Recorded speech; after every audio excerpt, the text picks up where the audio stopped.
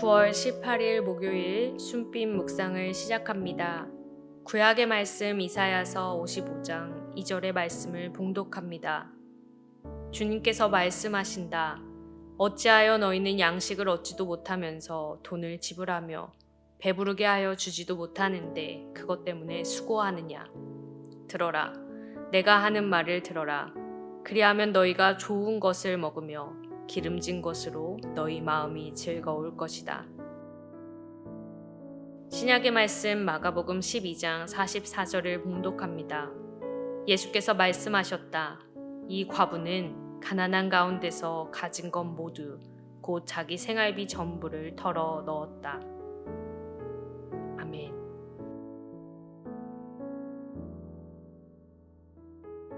지금에야 생수를 돈 내고 사 먹는 일이 흔한 일이 되어버렸지만 불과 얼마 전까지만 해도 돈을 내고 물을 사 먹는다는 것은 상상조차 할 수 없는 일이었습니다. 이런 시대에 대동강 물을 팔았던 인물이 있습니다. 바로 조선시대의 봉이 김선달입니다. 그는 영리한 머리를 가지고 주인이 없는 공공재였던 대동강 물을 약수라고 속이고는 사람들이 관심을 가지면 이 강물은 내 것이니 이 물을 마시려면 돈을 내야 한다고 이야기했습니다. 대동강의 소유권을 주장한 것이지요. 모두에게 값없이 무료로 주어진 것을 돈을 받고 팔겠다는 생각을 한 김선달의 사기 행각도 참 대단하지만 누구에게나 값없이 주어진 것을 사기 위해 엉뚱한 곳에 돈을 지출하는 백성들도 참 어리석습니다. 이런 생각을 가지고 오늘 말씀에 주목해 보시기 바랍니다. 구약의 말씀 이사야서 55장 2절입니다. 어찌하여 너희는 양식을 얻지도 못하면서 돈을 지불하며 배부르게 하여 주지도 못하는데 그것 때문에 수고하느냐.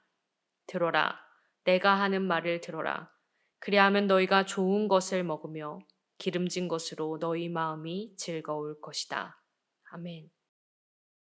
그동안 이스라엘 백성은 바벨론 포로 생활을 하며 바벨론 제국이 요구하는 신을 섬기고 그 나라의 생활 방식대로 살았습니다. 풍요로운 바벨론의 신을 섬기고 그 나라의 경제 법칙을 따라 살면 나도 풍요로워질 것 같았지만 오히려 더 가난해지고 더 공허해진 삶을 살았습니다. 영혼도 피폐해져 갔습니다. 그런 이스라엘 백성을 향해 주님께서 말씀하십니다. 너희를 배부르게 해주지 못할 헛된 것에 돈을 쓰고 수고하지 말아라.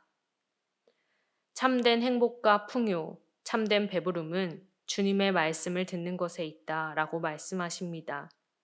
55장 1절을 보면 너희는 와서 먹되 돈을 내지 말고 값도 지불하지 말고 포도주와 젖을 사라 라고 하시거든요. 풍요로움을 찾아서 구원을 찾아서 평안을 찾아서 이리저리 헤매지 말고 그저 주님께로 오라고 말씀하고 계신 것입니다.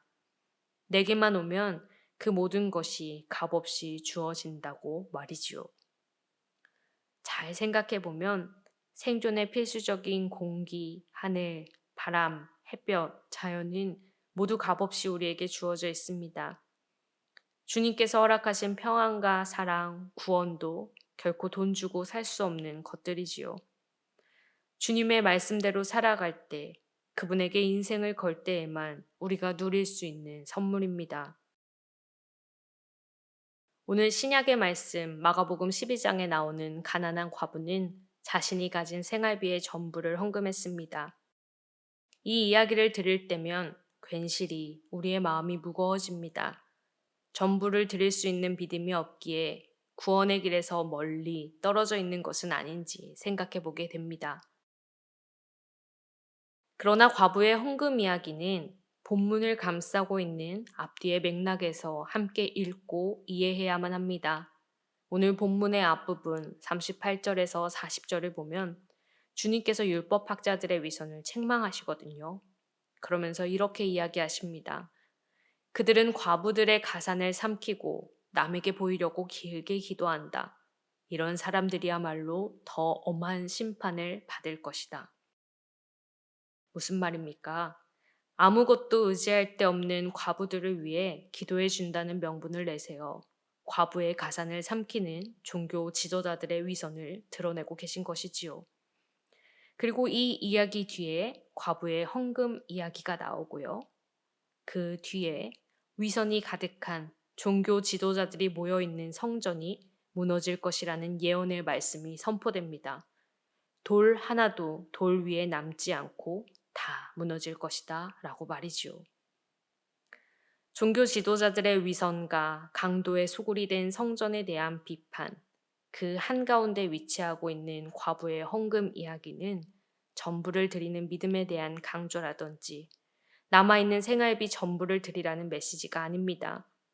오히려 두려움을 심어주어 가난한 자들이 자신의 마지막 남은 돈까지도 다 바치게 만드는 종교 지도자들의 위선과 성전 제도에 대한 비판입니다. 공공재인 물을 팔아서 이득을 취했던 사기꾼 봉이 김선달처럼 거짓 풍요를 약속하며 제국에 충성을 바칠 것을 강요했던 바벨론처럼 모든 재물을 바침으로 구원에 이를 수 있다며 가난한 이들의 재물을 착취한 종교 지도자들에 대한 비판인 것이지요. 주어진 말씀 앞에 우리의 삶을 비추어 봅니다.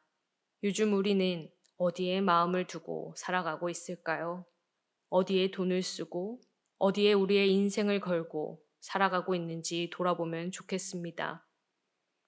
주님께서 우리에게 약속하신 구원의 삶, 풍요의 삶은 모두 다 그저 값없이 주어진 것들입니다. 그것을 얻기 위해 우리에게 필요한 것은 더 많은 헌금이 아니라 그저 예수께 우리의 인생을 거는 것입니다. 오늘 헤르누트에 나온 짤막한 글은 우리에게 큰 도전을 안겨줍니다.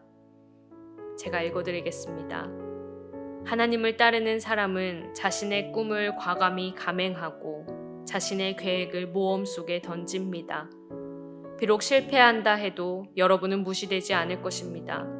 하나님은 여러분을 좋은 목적지로 데려가실 것입니다. 하나님을 따르는 사람은 하나님께 인생을 거는 사람입니다. 오직 주님께만 구원이 있음을 깨닫고 이 세상이 말하는 돈과 풍요의 논리를 거부하고 안녕과 안전을 약속하는 세상에 휘둘리지 않는 사람들입니다. 주님께 인생을 거는 참된 모험의 길을 떠나는 저와 여러분 되시기를 소원합니다. 함께 기도하겠습니다. 사랑해 주님 감사합니다. 값없이 우리에게 주어진 주님의 은혜를 찬양합니다.